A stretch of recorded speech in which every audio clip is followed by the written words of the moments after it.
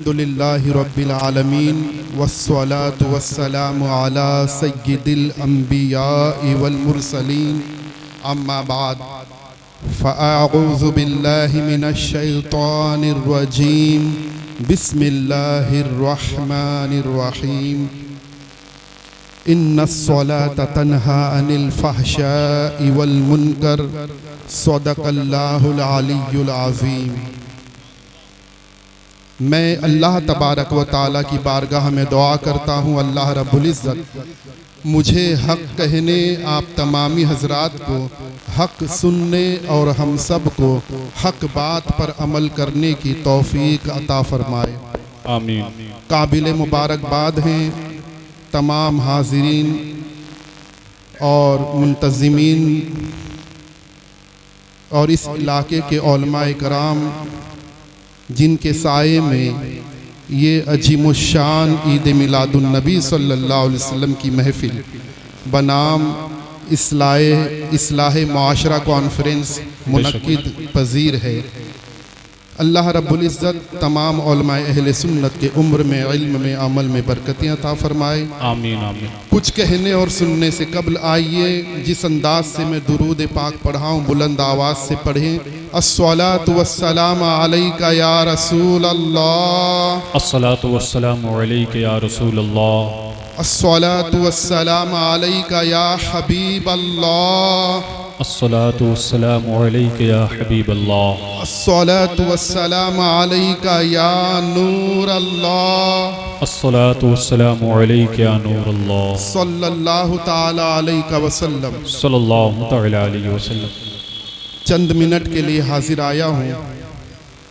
ابھی آپ کے سامنے نقیب اہل سنت فرما رہے تھے کہ مجلس میں کچھ بات ہو رہی تھی، تو نقیب اہل سنت نے فرمایا کہ آپ لوگ کام بہت اچھا کر رہے ہیں، تو اس پر فقیر کا یہ جواب تھا کہ اللہ قبول فرمائے، لیکن علماء اہل سنت کے کام، ان کی خدمات اور ان کی دینی خدمتوں کا انکار نہیں کیا جا سکتا۔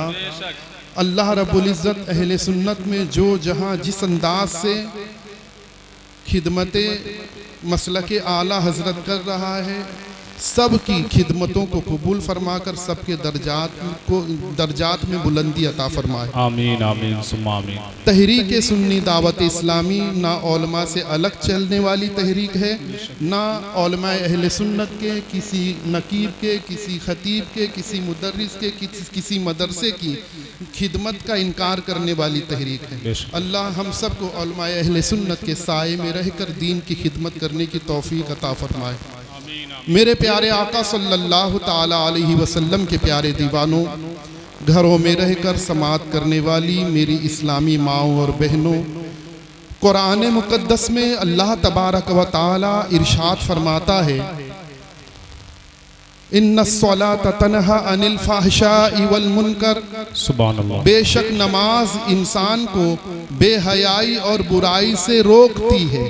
بے شک سبحان اللہ۔ اور قرآن مقدس میں انسان کے پیدائش کا مقصد اللہ تبارک و تعالیٰ نے یوں بیان فرمایا، وَمَا خَلَقْتُ الْجِنَّ وَالْإِنسَ إِلَّا لِيَعْبُدُونَ، ہم نے جنات اور انسان کو اپنی عبادت کے لیے پیدا کیا۔ بے شک سبحان اللہ سبحان اللہ۔ معلوم یہ ہوا کہ جب رب قدیر نے انسان کو اور جناتوں کو اپنی عبادت کے لیے پیدا کیا ہے، تو انسان کا اولین فریضہ، اس کی اول ذمہ داری یہ ہے کہ وہ اللہ تبارک و تعالیٰ کی عبادت کرے اور اللہ کی عبادت کا طریقہ سیکھے اور اللہ کی عبادت میں زندگی گزارے۔ بے شک سبحان اللہ۔ اگر انسان اپنی زندگی کو عبادت الہی میں گم رہ کر عبادت الہی کے ساتھ اپنی زندگی کو گزارتا ہے، وہ انسان کامیاب ہے۔ عورت گھروں میں رہ کر نماز کی پابندی کرتے ہوئے، شوہر کی خدمت کرتے ہوئے زندگی گزارتی ہے، تو وہ عورت بھی کامیاب ہے، دنیا میں بھی کامیاب ہے اور آخرت میں بھی کامیاب ہے۔ میرے پیارے آقا صلی اللہ تعالی علیہ وسلم کے پیارے دیوانوں، اے دیوانگان عشق رسول صلی اللہ علیہ وسلم، کسی کو نماز کا طریقہ سکھانا یہ بہت عظیم کام ہے۔ اللہ کے رسول صلی اللہ علیہ وسلم ارشاد فرماتے ہیں، اے علی، تمہارا سرخ اونٹوں کے حاصل کرنے سے بہتر ہے کہ کسی کو نماز کا طریقہ سکھا دو۔ سبحان اللہ۔ کسی کو نماز کا طریقہ سکھانا یہ دولت کو حاصل کرنے سے بہتر ہے، اس لیے کہ عرب کی سرزمین پر سرخ اونٹوں سے بڑی دولت نہیں تھی، سرخ اونٹوں کو بہتر دولت سمجھا جاتا تھا۔ میرے پیارے آقا علیہ الصلوۃ والتسلیم کے پیارے دیوانوں، اے اسلام کی مقدس شہزادیوں، نماز سیکھیے، نماز پڑھیے اور نماز اپنے بچوں کو سکھائیے۔ جب تک آپ کے گھر میں رہنے والا آپ کا بچہ نمازی نہ بن جائے، آپ کے گھر میں رہنے والا بچہ شریعت کا پابند نہ بن جائے، اس وقت تک چین سے نہ بیٹھو، اس لیے کہ آپ کے دنیا سے جانے کے بعد جب آپ کا بچہ نماز پڑھے گا آپ کو ثواب ملے گا، آپ کا بچہ قرآن پڑھے گا آپ کو ثواب ملے گا، آپ کی اولاد خیرات و صدقات کرے گی آپ کو ثواب ملے گا۔ اور اس لیے آپ کے دنیا سے رخصت ہونے سے پہلے آپ کے لیے یہ ضروری ہے کہ آپ اپنی اولاد کو اللہ کی عبادت کا طریقہ سکھائیں، نبی کی محبت سکھا دیں۔ آئیے میں آپ کو بتاؤں نبی کریم صلی اللہ علیہ وسلم کا نماز سکھانے کا طریقہ کیا تھا، نماز کس انداز سے سکھاتے تھے اور نماز پڑھنے کے لیے کس انداز سے راضی کیا کرتے تھے بچوں کو۔ اللہ کے رسول صلی اللہ علیہ وسلم حضرت انس بن مالک رضی اللہ تعالیٰ عنہ کے گھر تشریف لے گئے ہیں۔ وہاں جانے کے بعد دیکھا کہ حضرت انس بن مالک کے چھوٹے بھائی جن کا لقب ابو عمیر تھا وہ کھیل رہے تھے۔ اللہ کے رسول ابو عمیر کے پاس گئے اور فرمایا، اے ابو عمیر، تمہاری چڑیا کا کیا ہوا جس سے تم کھیلا کرتے تھے؟ اے ابو عمیر، تمہاری چڑیا کا کیا ہوا جس سے تم کھیلا کرتے تھے؟ بچہ جس کھلونے سے کھیلتا ہے اللہ کے رسول اس کھلونے کا نام لے رہے ہیں، بچے سے گفتگو کر رہے ہیں، اور چھوٹی عمر ہے ابو عمیر کی۔ حضرت انس بن مالک رضی اللہ تعالیٰ عنہ ہوش والے ہیں، جوانی کے دہلیز پر پہنچنے والے ہیں۔ اللہ کے رسول صلی اللہ علیہ وسلم ان کے گھر جانے کے بعد ان کے بھائی سے گفتگو فرماتے ہیں۔ حضرت انس بن مالک کہتے ہیں کہ حضور علیہ السلام کے لیے چٹائی بچھائی گئی اور اللہ کے رسول آرام کرنے لگے۔ مؤذن نے آذان پکاری، اللہ اکبر اللہ اکبر۔ آذان کی آواز جیسے ہی آئی اللہ کے رسول صلی اللہ علیہ وسلم نے ارشاد فرمایا کہ وضو کے لیے پانی پیش کیا جائے۔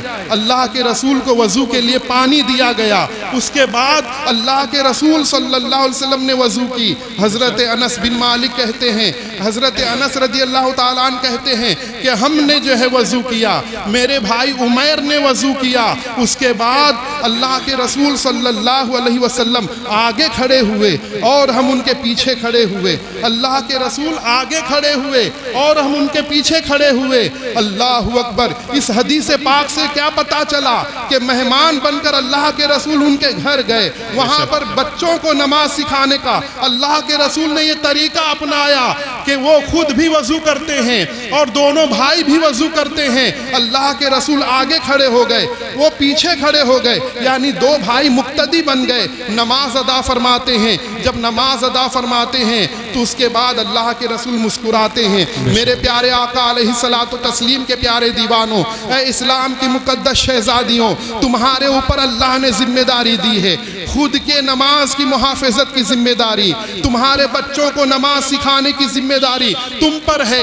ہر باپ اپنے بچوں کو نماز سکھائے، ہر ماں اپنے بچوں کو نماز سکھائے۔ اے دیوانگان عشق رسول صلی اللہ علیہ وسلم، آپ دیکھیں کہ اللہ تبارک و تعالیٰ نے نماز کا عظیم تحفہ شب معراج میں جو عطا فرمایا، اس نماز کو صحابہ اکرام نے اور امت کے اولیاء کرام نے کتنی سختی سے اس پر عمل کیا اور اس نماز کو جو ہے اس نماز کی محافظت فرمائی۔ میرے پیارے آقا علیہ الصلوۃ والتسلیم کے پیارے دیوانوں، اللہ کے رسول صلی اللہ علیہ وسلم بچوں کو نماز سکھا رہے ہیں اور بچے نماز پڑھ رہے ہیں، اور اللہ کے رسول صلی اللہ علیہ وسلم کے اتباع میں اور گھروں میں نماز قائم ہو جائے، اس کا طریقہ یہ تھا۔ اللہ کے رسول ارشاد فرماتے ہیں کہ فرض نماز مسجد میں پڑھو اور سنت اپنے گھروں میں پڑھو، اپنے گھروں کو قبرستان نہ بناؤ۔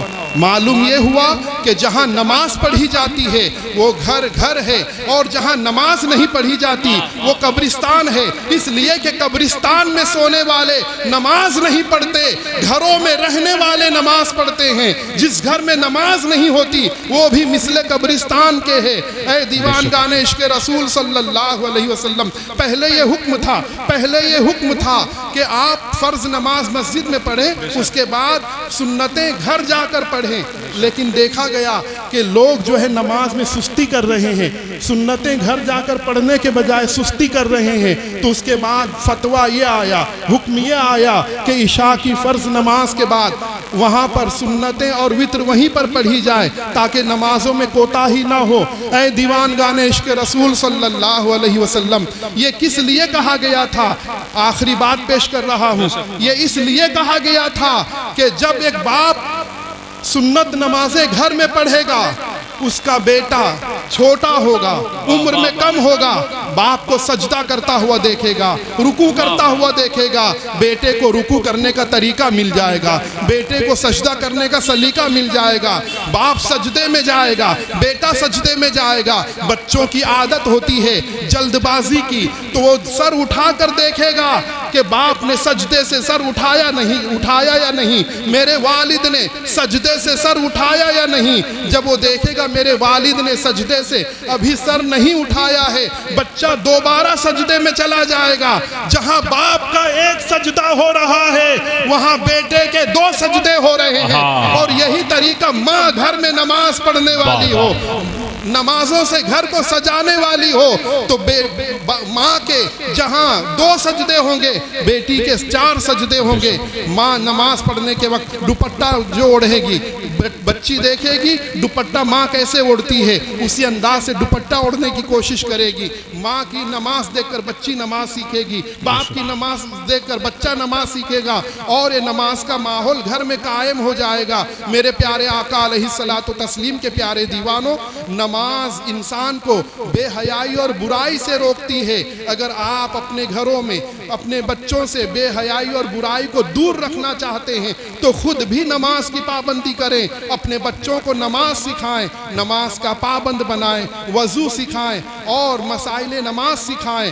تحریک سنی دعوت اسلامی کا یہی پیغام ہے کہ ہر گھر میں لوگ صلاۃ و سنت کے پابند ہو جائیں، علماء اہل سنت سے قریب رہ کر دین سیکھتے ہوئے زندگی گزاریں اور دین پر عمل کرتے ہوئے زندگی گزاریں۔ میں انہی کلمات پر اپنی گفتگو کو ختم کرتا ہوں۔ وما علینا الا البلاغ۔ السلام علیکم ورحمۃ اللہ وبرکاتہ۔ سبحان اللہ۔